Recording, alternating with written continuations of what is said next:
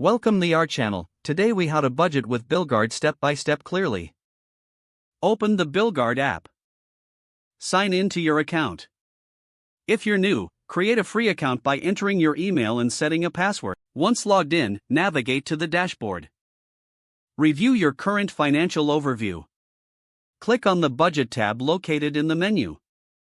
Select Create New Budget to start the budgeting process.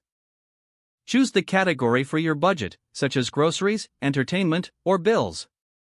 Set a spending limit for that category. Add any specific bills or recurring expenses relevant to this budget. Review the suggested budget allocation based on past spending.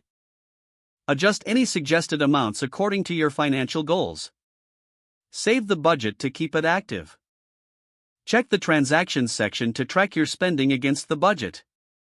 Monitor your expenses weekly to ensure you remain within limits. If necessary, adjust your budget as your financial situation changes. Utilize alerts for overspending notifications within the app. Review your budgeting progress monthly to stay on track. Make any additional adjustments based on your spending patterns and goals. If the page does not load, refresh the browser or try again in a private or incognito window. Make sure you are using the correct email address, then retype it carefully to avoid small typos. If your password is not accepted, use the reset option and create a new strong password you can remember. Check your spam folder for verification or security emails, then complete any requested confirmation steps. Enable two-factor authentication if available to improve account security and reduce unauthorized access risk.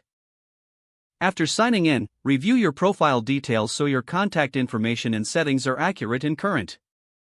If you see an error message, note it down and try again after restarting your device and internet connection. Log out when you finish, especially on shared devices, to keep your account and payment information secure.